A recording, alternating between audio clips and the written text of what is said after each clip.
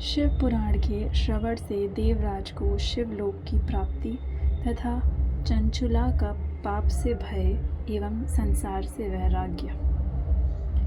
श्री शौनक जी ने कहा, महाभाग सूत जी, आप धन्य हैं, परमार्थ तत्व के ज्ञाता हैं। आपने कृपा करके हम लोगों को यह बड़ी अद्भुत एवं दिव्य कथा सुनाई है। भूतल पर इस कथा के समान कल्याण का सर्वश्रेष्ठ साधन दूसरा कोई नहीं है। यह बात हमने आज आपकी कृपा से निश्चय पूर्वक समझ ली।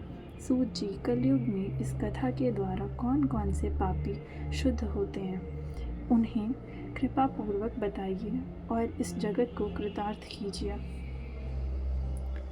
सूत जी बोले, मुने, जो मनुष्य पापी, दुराचारी, खल तथा काम क्रोध आदि में निरंतर डूबे रहने वाले हैं, वे भी इस पुराण के श्रवण पठन से अवश्य ही शुद्ध हो जाते हैं। इसी विषय में जानकर मुनि इस प्राचीन इतिहास का उदाहरण दिया करते हैं, जिसके श्रवण मात्र से पापों का पूर्णतया नाश हो जाता है। पहले की बात है, कहीं किरातों के नगर में एक ब्राह्मण रहता था, जो ज्ञान में अत्यंत दुर्बल, दरिद्र, रस बेचने वाला तथा वैदिक धर्म से विमुख था। वह स्नान, संध्या आदि कर्मों से भ्रष्ट हो गया था और वैश्यवृत्ति में तत्पर रहता था। उसका नाम था देवराज। वह अपने ऊपर विश्वास करने वाले लोगों को ठगा करता था।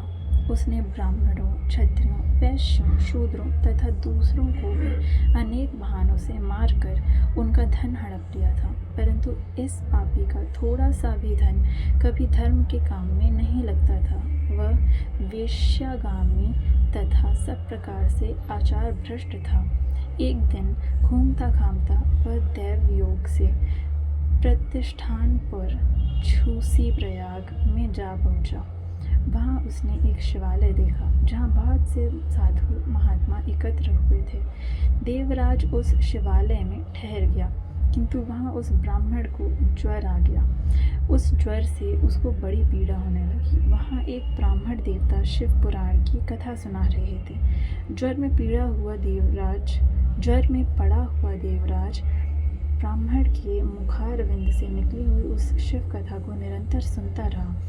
1 मास के बाद वह ज्वर से अत्यंत पीड़ित होकर चल बसा। यमराज के दूत आए और उसे पाशों से बांधकर बलपूर्वक यमपुरी में ले गए। इतने में ही शिवलोक से भगवान शिव के पार्षदगण आ गए। उनके गौर अंग कर्पूर के समान उज्ज्वल थे। हाथ त्रिशूल से सुशोभित हो रहे थे। उनके संपूर्ण अंग भस्म से उपतासित थे और रुद्राक्ष की मालाएं उनके शरीर की शोभा बढ़ा रही थीं। वे सब के सब क्रोधपूर्वक यमपुरी में गए और यमराज के दूतों को मार पीट कर बारंबार धमका कर उन्होंने देवराज को उनके चंगुल से छुड़ा लिया और अत्यंत अद्भुत विमान पर बिठाकर जब वे शिवदूत कैलाश जाने को उद्यत हुए, उस समय यमपुरी में बड़ा भारी कोलाहल मच गया। उस कोलाहल को सुनकर धर्मराज अपने भवन से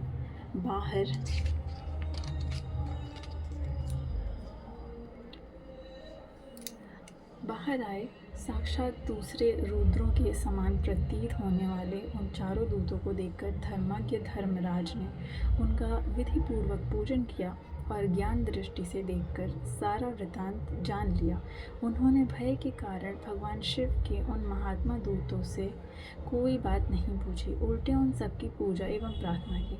तत्पश्चात वे शिवदूत कैलाश को चले गए और वहां पहुंचकर उन्होंने उस ब्राह्मण को दया सागर सांब शिव के हाथों में दे दिया। शौनक जी ने कहा, महाभाग सूत जी, आप सर्वज्ञ हैं, महामते। आपके कृपा प्रसाद से मैं बारंबार कृतार्थ हुआ। इस इतिहास को सुनकर मेरा मन अत्यंत आनंद में निमग्न हो रहा है। अतः अब भगवान शिव में प्रेम बढ़ाने वाली शिव संबंधिनी दूसरी कथा को भी कहिए।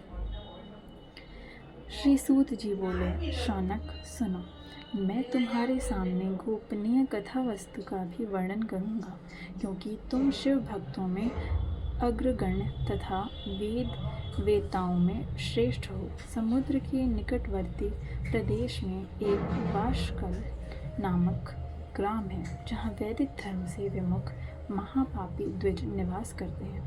वे सब के सब बड़े दुष्ट हैं। उनका मन दूषित विषय भोगों में ही लगा रहता है। वे न देवताओं पर विश्वास करते हैं और न भाग्य पर। वे सभी कुटिल वृत्ति वाले हैं, किसानी करते और भांति भांति के घातक अस्त्र शस्त्र रखते हैं। वे व्यभिचारी और खल हैं। ज्ञान, वैराग्य तथा सद्धर्म का सेवन ही मनुष्य के लिए परम पुरुषार्थ है। इस बात को वे बिल्कुल नहीं जानते हैं। वे सभी पशु बुद्धि वाले हैं। जहाँ के द्विज ऐसे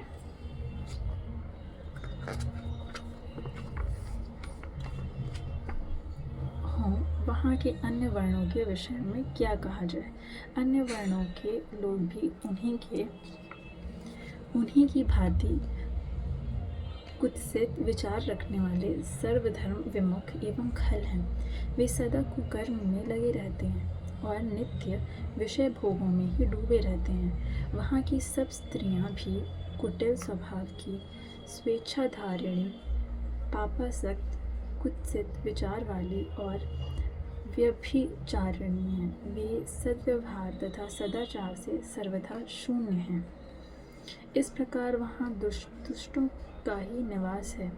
उस वाशकल नामक ग्राम में किसी समय एक बिंदुक नामधारी ब्राह्मण रहता था। वह बड़ा अधम था, दुरात्मा और महापापी था। यद्यपि उसकी स्त्री बड़ी सुंदरी थी, तो भी वह कुमार्ग पर ही चलता था। उसकी पत्नी का नाम चंचुला था। वह सदा उत्तम धर्म के पालन में लगी रहती थी, तो भी उसे छोड़कर वह दुष्ट ब्राह्मण वेश्यागामी हो गया था। इस तरह कुकर्म में लगे हुए उस बिंदु के बहुत वर्ष व्यतीत हो गए। उसकी स्त्री चंचुला काम से पीड़ित होने पर भी सर्वधर्मनाश के भय से क्लेश सहकर भी दीर्घ काल तक धर्म से भ्रष्ट नहीं हुई, परंतु दुराचारी पति के आचरण से प्रभावित हो आगे चलकर वह स्त्री भी दुराचारिणी हो गई। इस तरह दुराचार में डूबे हुए उन मूढ़ चित्त वाले पति पत्नी का बहुत सा समय व्यर्थ बीत गया। तदनंतर शूद्र जातीय वेश्या का पति बना हुआ वह दूषित बुद्धि वाला दुष्ट ब्राह्मण बिंदुक समय अनुसार मृत्यु को प्राप्त हो नरक में जा पड़ा।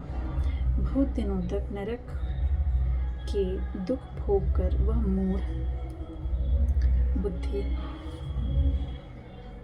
पापी विंध्य पर्वत पर भयंकर पिशाच हुआ। इधर इस दुराचारी पति बिंदुक के मर जाने पर वह मूढ़ हृदया चंचुला बहुत समय तक पुत्रों के